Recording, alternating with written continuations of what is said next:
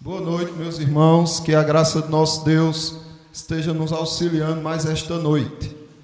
Nós estamos estudando sobre comunhão dos santos e eu quero ver com os irmãos a parte onde o apóstolo Paulo traz orientações a respeito do avanço da igreja. A igreja precisa ter comunhão por vários motivos e um deles é para que possa derrotar as portas do inferno.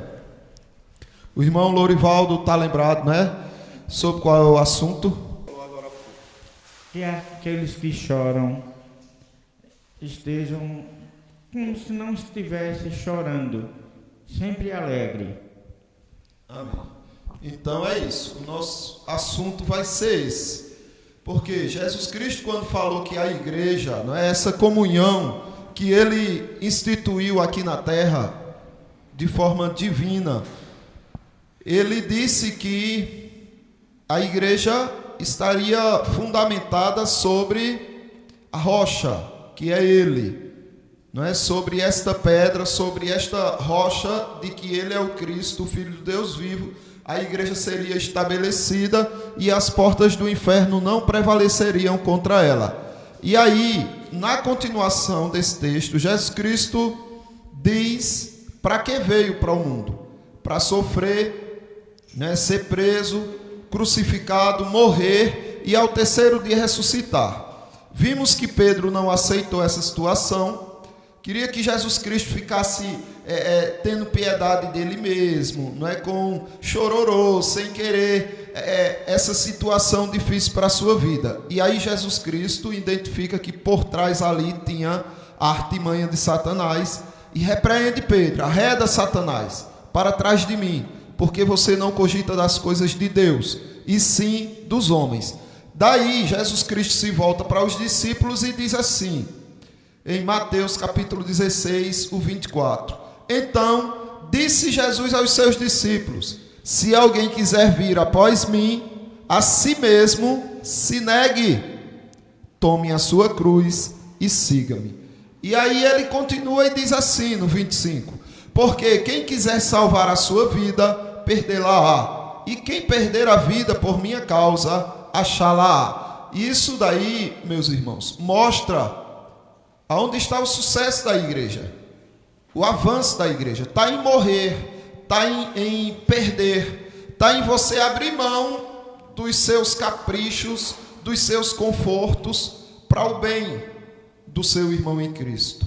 Então, o que você queria para você, você nem se preocupa tanto, porque você está mais preocupado em dar a essa pessoa.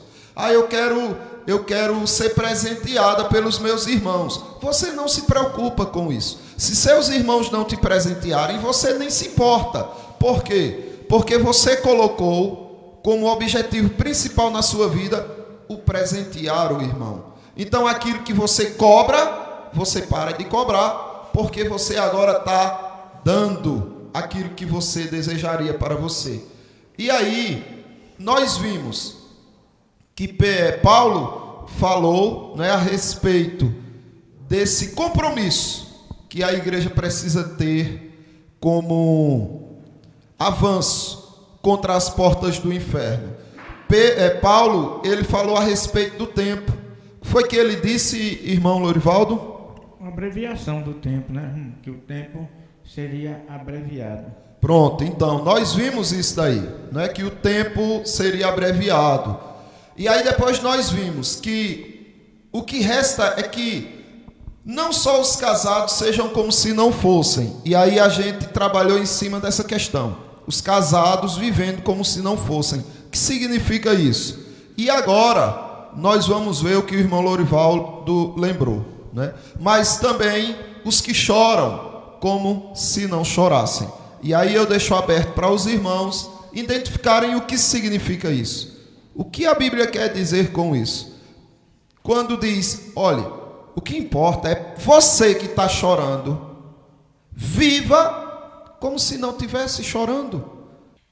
É assim, às vezes a gente está chorando, está numa aflição tão grande no mundo, mas para o mundo a gente tem que mostrar que está feliz, que está sorrindo, que está alegre.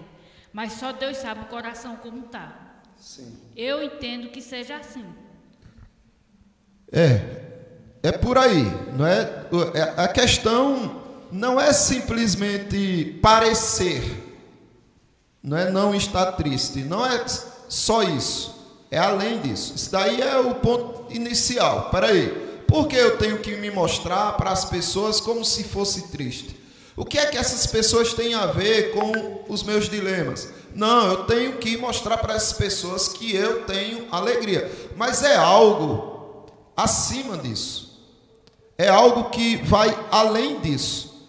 Porque quando Cristo pede isso, Ele pede isso sinceramente. Ele não está pedindo para você fingir. Ele não está pedindo para você agir de forma enganosa, mentirosa, hipócrita. Não. Ele está dizendo que você tem que realmente viver como se não estivesse chorando. Como se não tivesse abatido, como se não tivesse triste. É possível isso, irmão Lorival?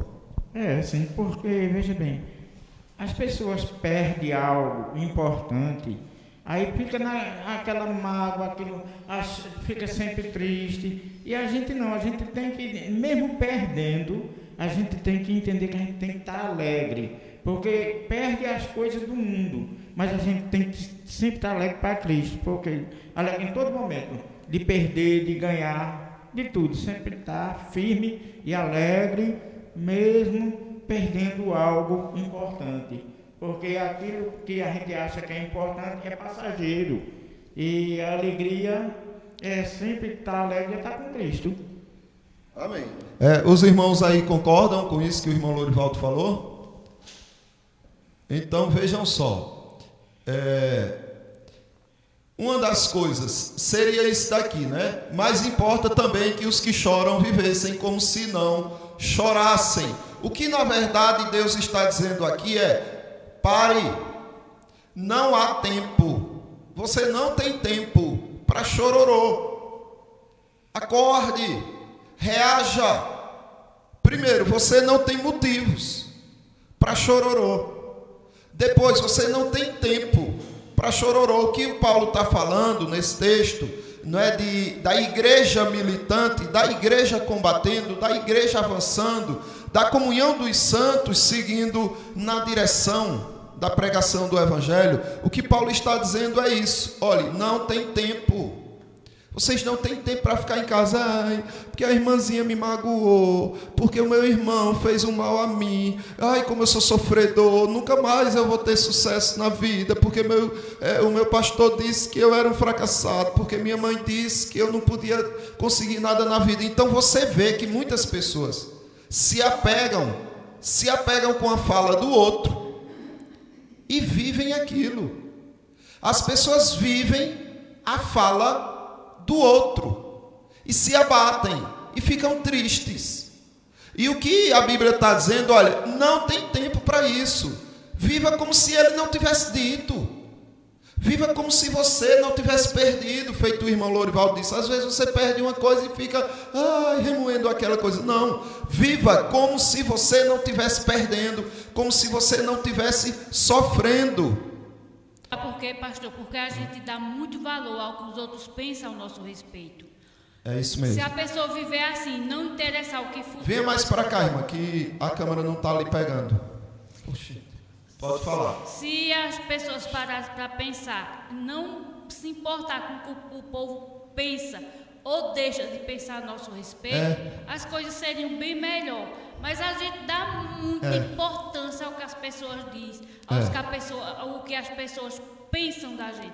E o caminho não é esse. Porque se a gente for parar para só viver do jeito que o outro quer que a gente vive, a gente não vive. Nem vive. A gente nem vive para nós, nem vive principalmente para Cristo, não é?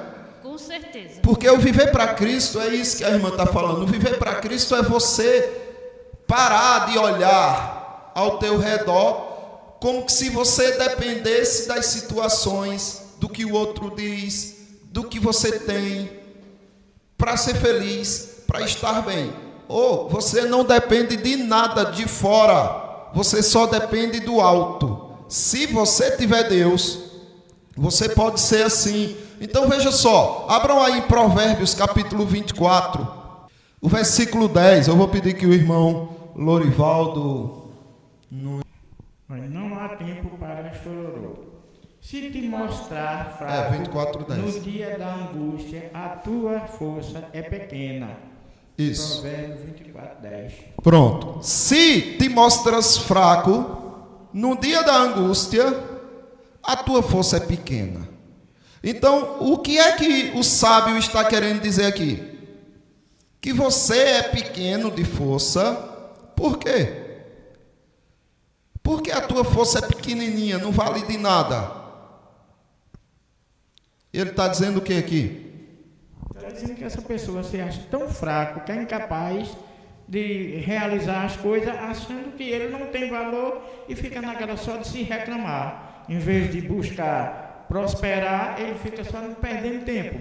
E o tempo passando e ele naquela... Isso. Que é um fracassado. Isso. Porque assim, o tempo de angústia, meus irmãos, o tempo de angústia, ele tem um propósito na nossa vida. Ninguém passa por essa vida só recebendo flores e louros, elogios e benefícios. Não.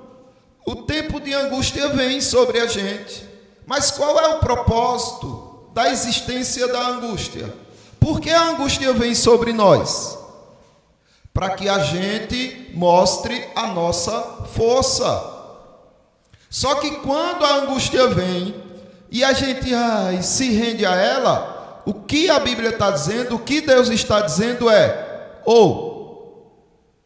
eu botei essa situação para você mostrar força, e você está mostrando uma forcinha pequenina. Você está sendo fraco. Não. Existiu um problema, apareceu, é para você resolver. É para você encarar. Mas não tem solução. Então é para você suportar. É para você suportar e não cair. Debilitado, fraco. É porque é muito grande essa angústia. Não. Você recebeu capacidade, condições de se refazer, de superar. Quantas angústias, meus irmãos, a gente não já superou do dia de nossa vida até aqui. Agora, se eu perguntar, conte todas para mim, você nem lembra. Veja como nós somos. A gente não valoriza nem a força que Deus nos deu. Porque muitas coisas a gente superou pela graça de Deus. A gente só lembra de algumas, mas não lembra de todas. Não é? E aí, isso tem muito a ver com ingratidão e com a vida de fraqueza. Se você não lembra das suas vitórias, daquilo que você venceu e superou, você, é óbvio, nunca vai conhecer a força que você tem. Mas só o fato de você estar vivo, estar aqui na igreja, estar assistindo isso aqui, já é uma prova de que você venceu. É palavras de motivação. Não, é palavras do alto. É palavras de Cristo. Porque Cristo é quem disse que você é vencedor. Erro. Cristo disse diferente. Ele disse que nós somos o quê?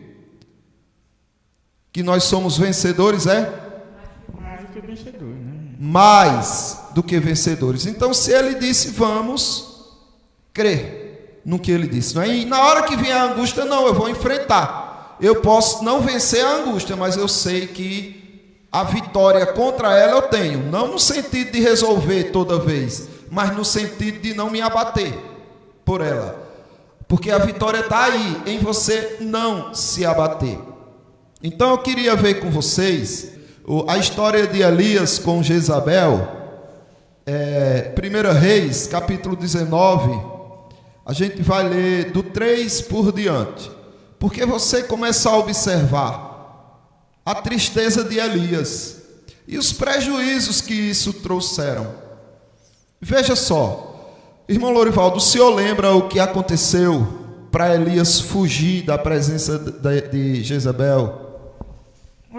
Elias foi um vencedor, mas temeu a Jezabel quando ela disse que ela ia se vingar do que ele fez com os profetas de Baal.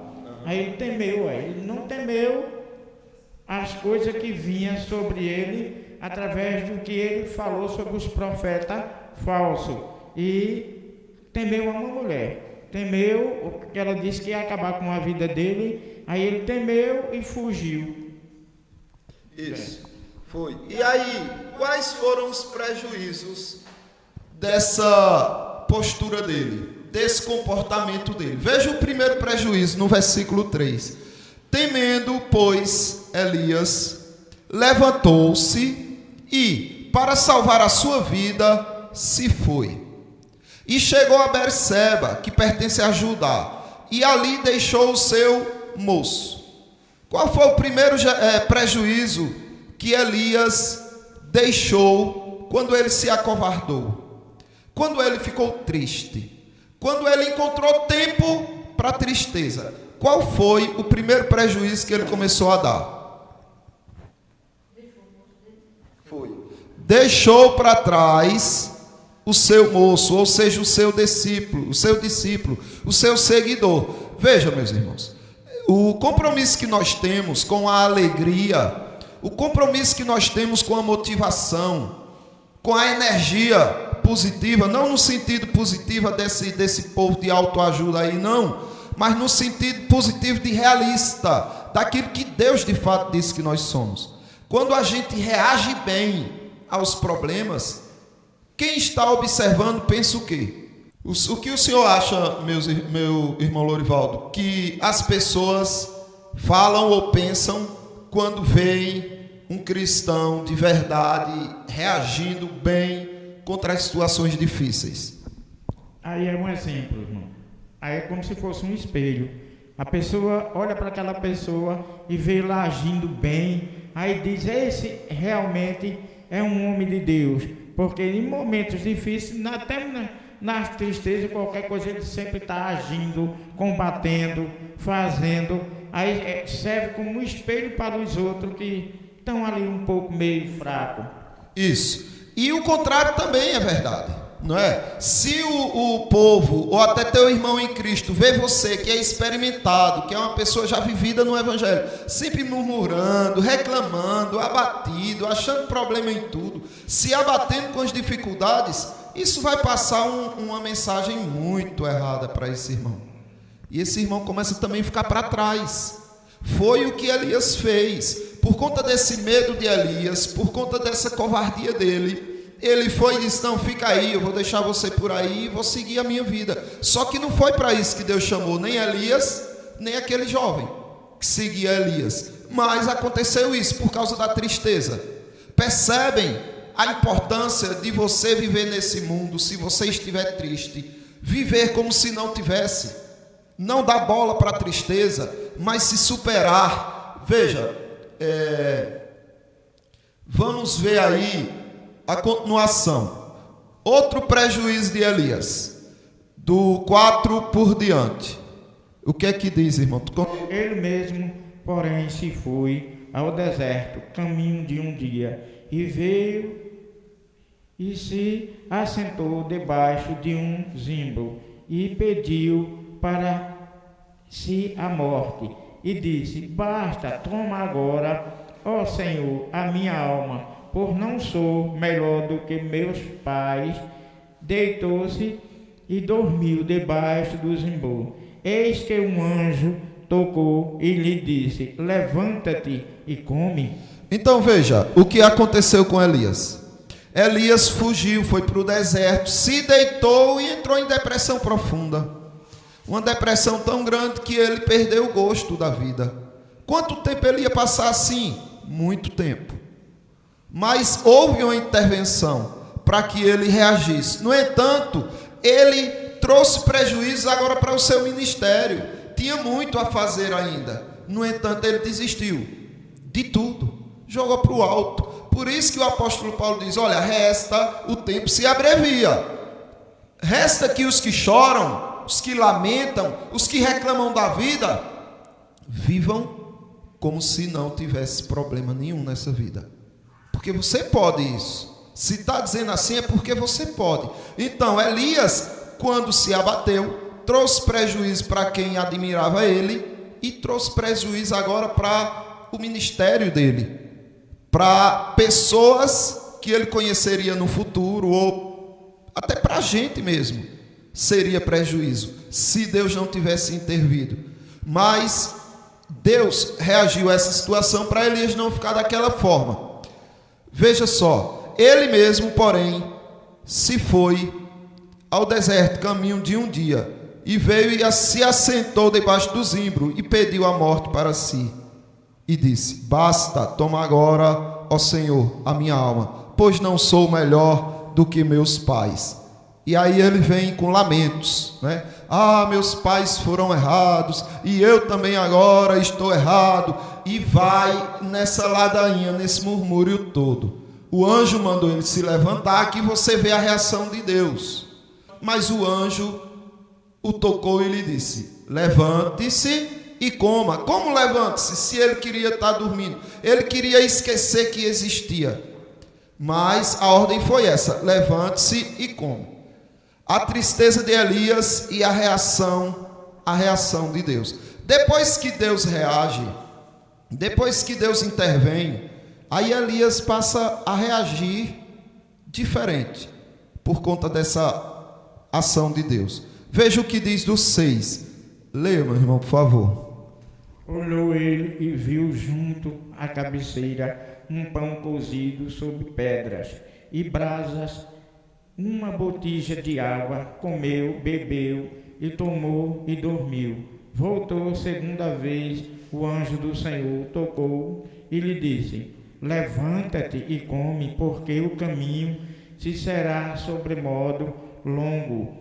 Levanta-te, pois, comeu e bebeu, e com força daquela comida caminhou 40 dias e 40 noites até Horebe, e o monte de Deus.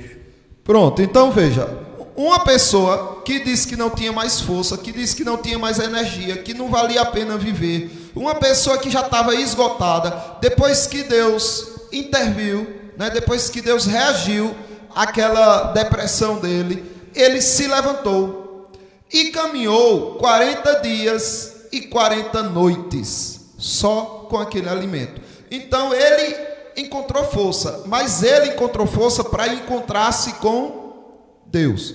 Então é aquilo: olha, não, mas eu estou muito fraco, não adianta. Então vá ao encontro de Deus, arranje força pelo menos para ir ao encontro de Deus, peça força a Ele para isso, porque você vai, à medida que você vai conhecendo, à medida que você se aproxima mais de Deus, você vai vendo o quanto você estava errado, o quanto você estava equivocado em se render à tristeza, em se render a uma vida deprimida.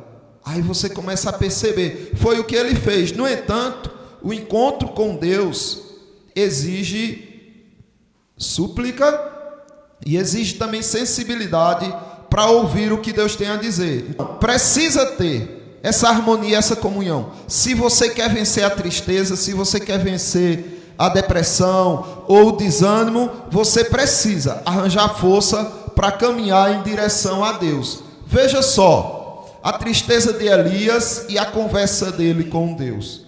Do versículo 9, como é que diz, irmão?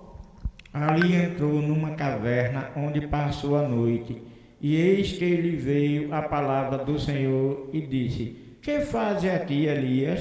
Ele respondeu: tenho sido zeloso pelo Senhor Deus dos exércitos, porque os filhos de Israel deixaram a tua aliança, derribaram os teus altares e mataram os teus profetas à espada, e eu fiquei só, e procuram tirar minha vida. Disse-lhe Deus: sai e ponte neste monte perante o Senhor.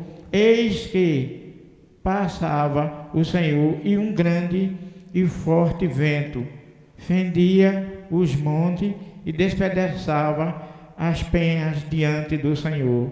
Porém, o Senhor não estava no vento. Depois do vento, um terremoto, mas o Senhor não estava no terremoto. Veja, aqui na conversa com Deus, Deus mostrou algo a Elias que vai contra tudo que ele pensava. Aqui eu quero dar uma pausa aqui, porque aqui Deus ele vai trabalhar na interpretação de Elias. na cosmovisão de Elias. A cosmovisão, a interpretação das coisas, dos eventos, dos seus sentimentos, de tudo que ele experienciava, tudo estava distorcido.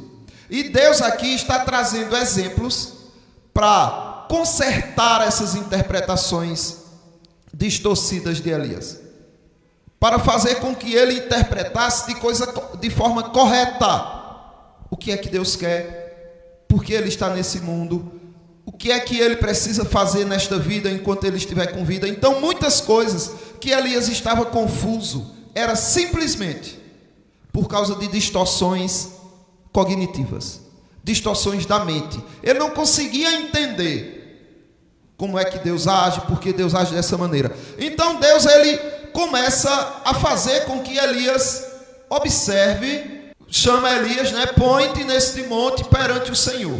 E Elias se põe, eis que passava o Senhor, e um grande e forte vento fendia os montes e despedaçava as penhas diante do Senhor.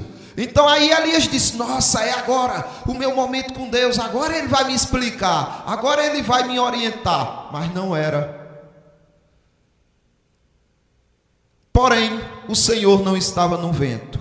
Depois do vento, um terremoto, mas o Senhor não estava no terremoto. Então aqui Elias começa a ficar confuso. E aí veja só, depois do terremoto, um fogo, mas o Senhor não estava no fogo.